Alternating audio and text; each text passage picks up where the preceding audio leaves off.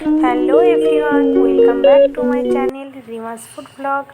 আমার চ্যানেলে আপনাদের সবাইকে স্বাগত। আপনারা সবাই কেমন আছেন? আশা করি সবাই খুব ভালো আছেন। আজকের রেসিপি সুগার পেশেন্টের রান্না।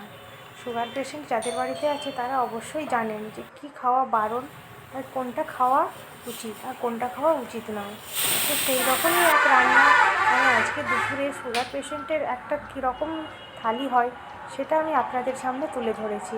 তো তার জন্যে দেখতেই পেয়েছেন যে আমি সবজিগুলো নিয়েছি। ফুলকপি, শালগম বা যেটাকে ওলকপি বলে অনেকে, আর তার সাথে নিয়েছি একটা বেগুন, আর তার সাথে নিয়েছি খানিকটা মটরশুঁটি। শুধুমাত্র সবজির ওপরেই রান্নাটা হবে, কোনো রকম আলু ছাড়াই। তো দেখুন, সবজিগুলো ধুয়ে নিয়ে আমি কড়াইতে সামান্য একটু তেল দিয়েছি। দেখতেই পেয়েছেন কতটা তেল দিয়েছি। তেল দিয়ে আমি সবজিগুলোকে ভালোভাবে নেড়ে নেব। অল্প তেল দিয়ে দেখুন, আপনারা দেখতে থাকুন আমার ভিডিওটা। এরপরে নুন দিয়ে দিয়েছি, তারপর সামান্য পরিমাণে হলুদ দিয়ে আমি সবজিগুলোকে ভালোভাবে নাড়াচাড়া করে নেব।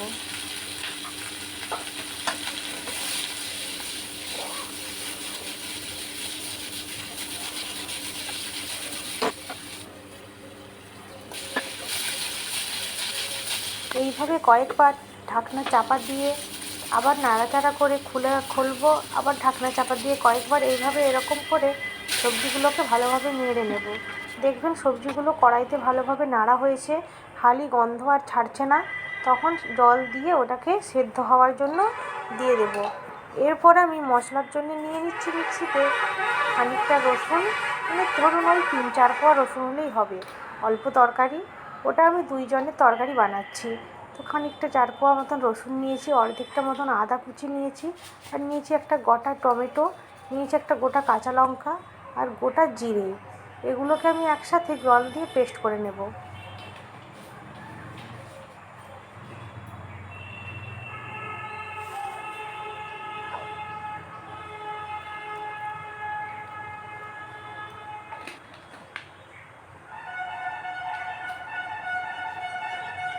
মশলাটা আমার ভালোভাবে পেস্ট হয়ে গেছে দেখুন।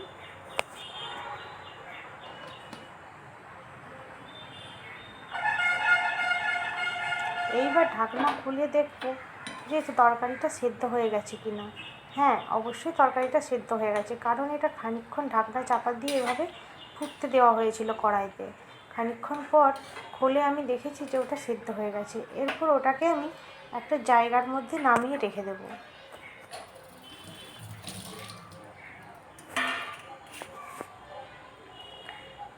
দেখুন, আমি সেদ্ধ তরকারিটা একটা জায়গায় নামিয়ে রেখেছি। এরপর আসল হলো মশলাটা।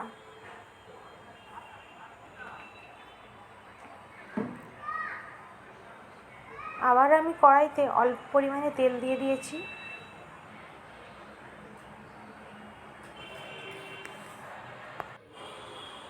তেলটা গরম হতে দেব।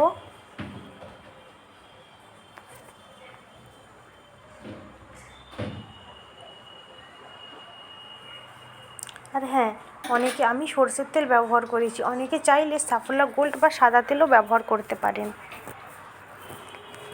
তেল গরম হয়ে যাওয়ার পরে আমি ওতে গোটা শুকনো লঙ্কা একটা দিয়ে দিয়েছি অর্ধেক করে, আর দিয়ে দিয়েছি খানিকটা 5 ফোড়ন, একটা গোটা পেঁয়াজ দিয়ে ভালোভাবে ওটাকে ভেজে নেব।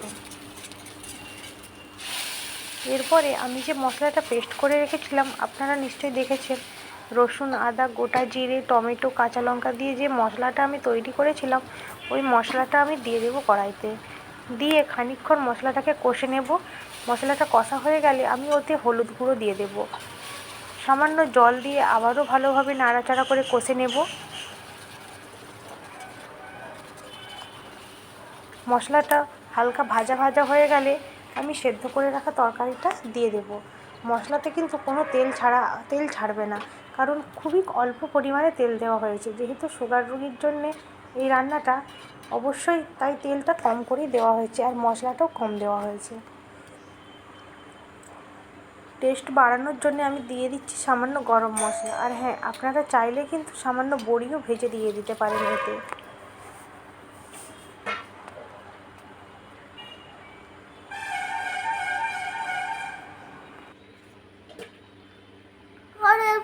এরপর আমি তরকারি নামানোর আগে দিয়ে দিচ্ছি 2টো মাছের মাথা।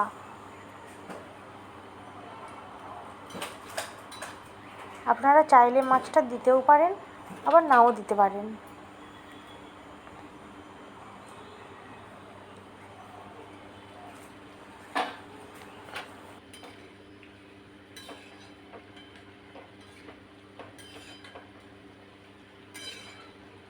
তরকারিটা কিন্তু আমার একেবারেই রেডি হয়ে গেছে। আপনারা দেখতেই পাচ্ছেন তরকারি থেকে একটা ভালো স্মেল বের হচ্ছে।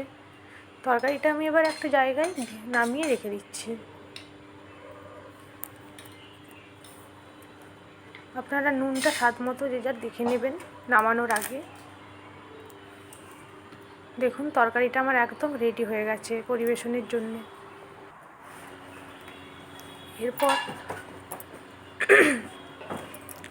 এরপর আমি থালি সাজিয়ে নিচ্ছি।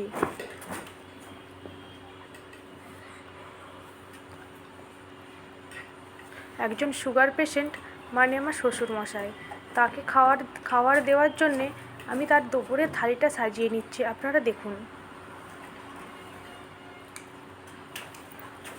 সামান্য ভাত দিয়েছি, একটা সেদ্ধ উচ্ছে দিয়েছি। ভাতটাকে ভালোভাবে একটু গুছিয়ে নেব।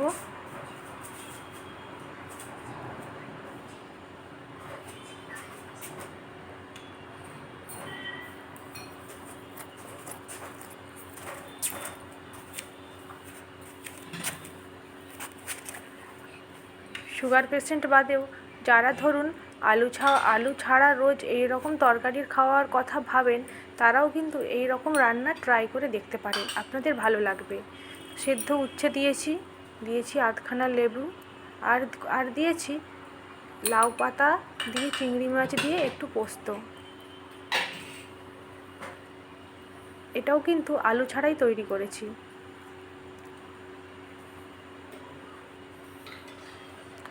বাটিতে রাখছি পেঁপে দিয়ে, মটরশুঁটি আর টমেটো দিয়ে সামান্য মুগের ডাল।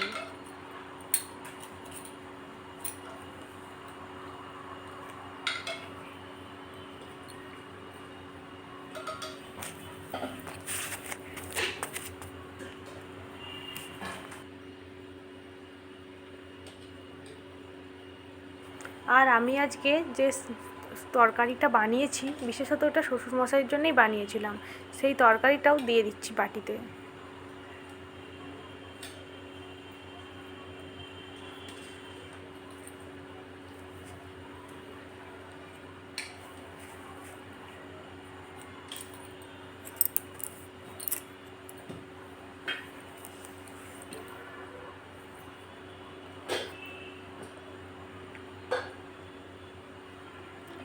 আর করেছিলাম মাছ দিয়ে, সর্ষে বাটা দিয়ে, পোস্ত দিয়ে, সামান্য হালকা ঝাল। এটাও কিন্তু আমি অল্প পরিমাণে তেল দিয়ে করেছি, আপনারা দেখলেই বুঝতে পারবেন। ওপর থেকে সামান্য একটু লেবুও ছড়িয়ে দিয়েছিলাম।